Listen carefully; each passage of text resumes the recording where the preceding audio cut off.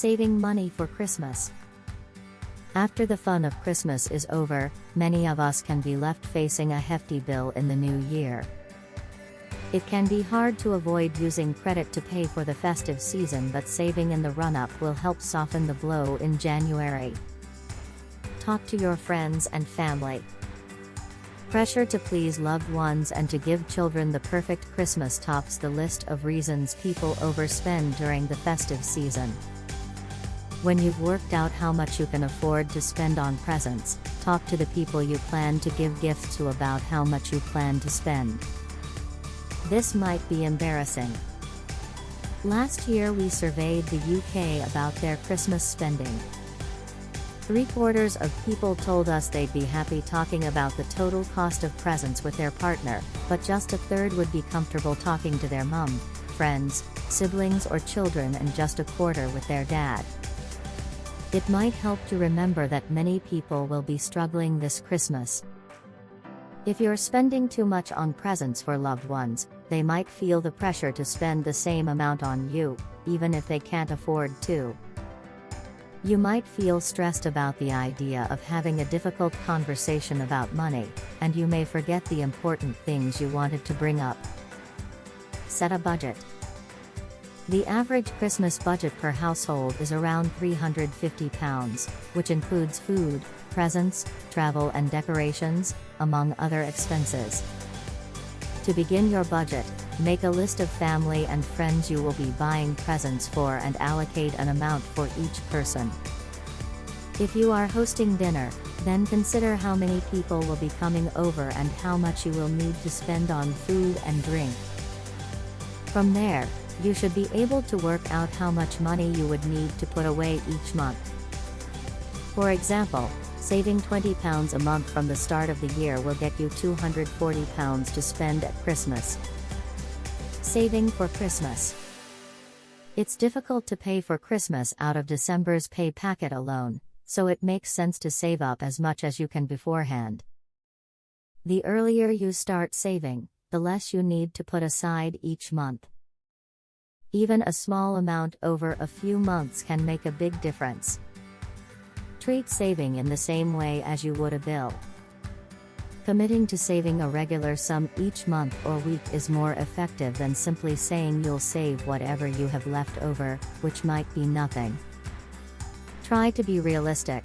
It's better to commit to a manageable amount than to aim too high and give up. Not sure how much you can afford to save? Start small.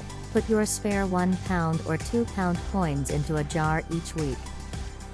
If that works, try setting aside a bit more on a regular basis. Borrowing for Christmas.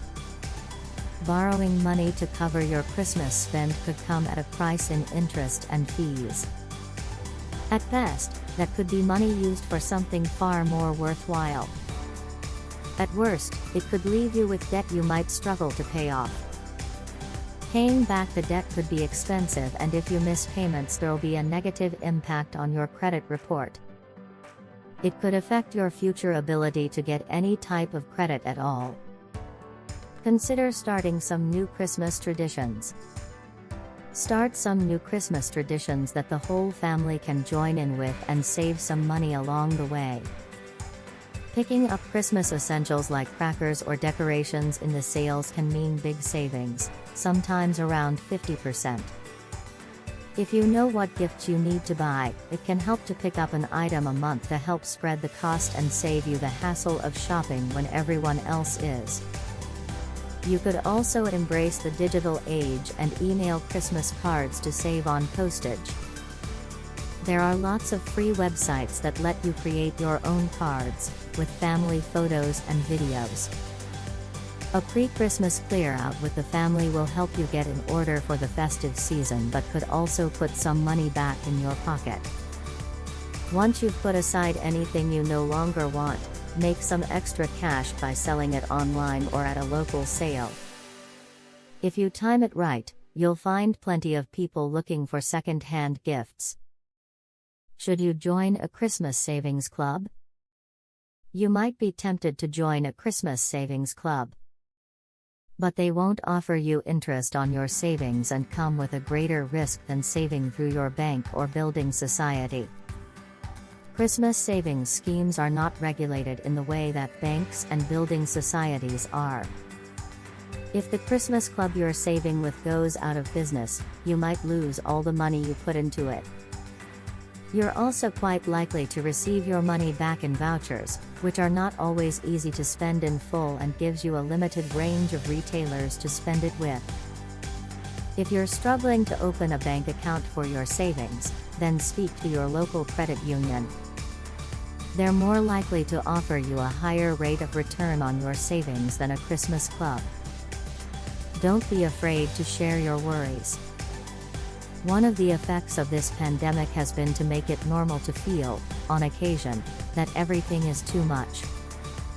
But if you're often feeling low, it could be a sign of poor mental well-being.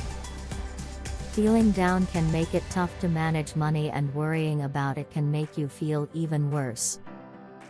If your worries are related to your financial independence, this might be a sign of financial abuse. There's support for you. If you have any questions, please comment below. Thanks for watching.